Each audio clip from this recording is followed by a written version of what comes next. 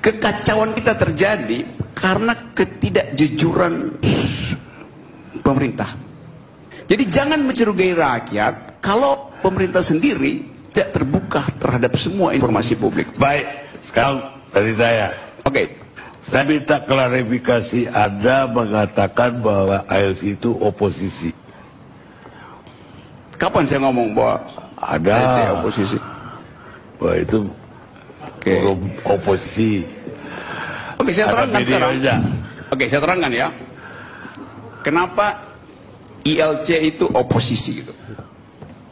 Oposisi. Karena saya hanya bisa menyalurkan pikiran oposan saya melalui ILC. Jadi saya anggap ILC adalah saluran oposisi saya. Oke pemirsa, berjumpa lagi dengan channel Parameter 99. Kali ini kita akan melihat video yang sangat menarik, yaitu bagaimana kemudian Rocky Gerung ini dibantah habis-habisan. Dia punya argumen oleh Renal. Nah, begitupun juga dengan Karni Ilyas, dibuat tak berkutik pemirsa. Nah, untuk lebih jelasnya, mari kita lihat dan simak sama-sama videonya. Kekacauan kita terjadi karena ketidakjujuran pemerintah. Jadi jangan mencurigai rakyat kalau pemerintah sendiri tidak terbuka terhadap semua informasi publik. Baik, sekarang dari saya. Oke. Saya minta klarifikasi, Anda mengatakan bahwa ALC itu oposisi. Kapan saya ngomong bahwa ada oposisi? Bahwa itu oposisi. Oke, saya terangkan sekarang. Oke, saya terangkan ya. Kenapa ILC itu oposisi gitu? Oposisi. Karena saya hanya bisa menyalurkan pikiran oposan saya melalui ILC. Jadi saya anggap ILC adalah saluran oposisi saya. Kenapa Anda bilang lagi bahwa ALC tempat Anda berbohong? Saya nggak bilang berbohong, tempat saya ngibul, lain dengan berbohong. Oke, ngibul kenapa? Apa maksudnya? Ngibul itu adalah kegembiraan orang supaya mengaktifkan suasana. Sekarang juga saya lagi ngibul. Baik Bang Arni dan saudara-saudara sekalian, saya tadi berharap ini adalah exercise dan pendidikan yang bagus buat masyarakat. Nggak taunya kita cuma dikasih ngibul aja. Jadi saya pikir sia-sia saya dari tadi menyimak dan berpikir begitu ya. Tapi saya perlu ingatkan pada kita semua bahwa memang betul dunia ini dari awal sudah diciptakan dengan kebohongan. Itu betul kok ya. Bagaimana itu strategi iblis itu, hoax itu strategi iblis mau dipertahankan. Coba bayangkan bagaimana kita belajar itu Nabi Adam diusir ya. Ya, sudah dipintahkan dilarang makan buah kuldi. Kalau dalam Bible tuh apel itu satu pohon itu dilarang itu. Tapi iblis yang merasa lebih kuasa dari manusia itu kemudian membujuk dan membohongi Adam sampai Adam terusir. Ya. Tidak bisa Adam istrinya dulu digoda karena dia merasa diciptakan dari api. Dia merasa lebih kuasa. Itu awal. Jadi bagaimana kebohongan sudah diciptakan. Kemudian kitab suci juga bicara. Akhirnya akan ada apa? Ada Dajjal itu. Dajjal itu apa? Itu kan yang pura-pura baik kan. Jadi apa yang baik bagi manusia itu adalah neraka bagi Tuhan itu. Itu neraka. Kita pikir itu baik, itu bagus, hebat begitu. Bebas kita, bebas sebebas-bebasnya. Individualisme dan sebagainya. Tapi akibatnya apa? Mari kita lihat bagaimana strategi iblis sedang memporak-porandakan dunia hari ini. Ini kan sekarang berkembang jadi teknologi. Ini juga ada masalah kompetensi dalam memahami karena kita tidak memahami itu. Mungkin juga bahasa Inggrisnya kacau. Ya, kalau kita baca benar-benar kita buka ini. Makanya jangan buka Google bahasa Indonesia. Harus juga pakai cari bahasa Inggris sehingga muncul hoaxnya itu yang jelas gitu. Kamus Bahasa Indonesia memang KBBI itu mengatakan hoax itu adalah berita bohong. Tapi kalau kita telusurin lagi kamus dalam sains, itu jelas sekali kok.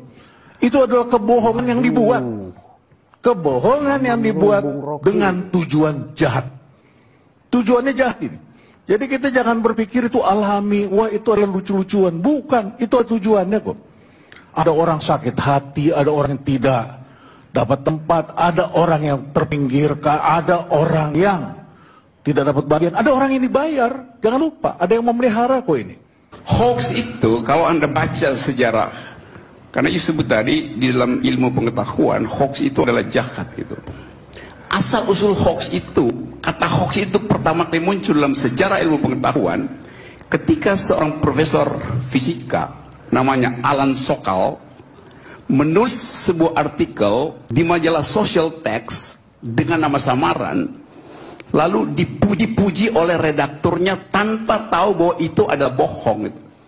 Jadi fungsi dari hoax Alan Sokal itu adalah untuk menguji apakah redaktur dari majalah yang bergengsi itu punya otak apa enggak. Ternyata enggak punya otak. Bukan, saya harus koreksi Anda. Saya kira referensi itu tidak cukup hanya membaca satu. Bukan tidak cukup. Anda harus banyak membaca buku, Anda harus baca referensi.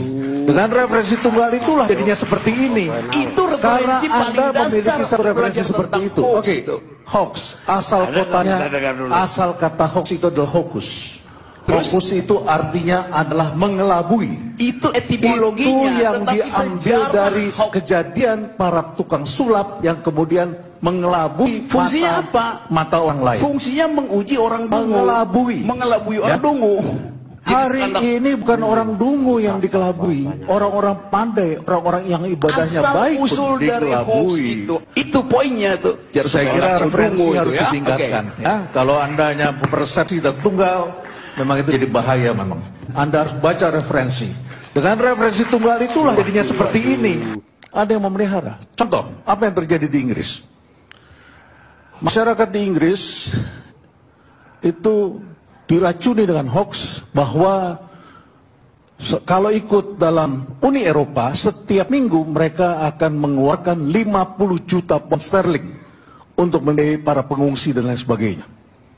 Dengan bergabung ke Uni Eropa. Maka strateginya adalah keluar dari Inggris, keluar dari Uni Eropa, yaitu Brexit. Akhirnya masyarakat di sana terutama orang tua ini kan berpikir pensiunnya ke depan.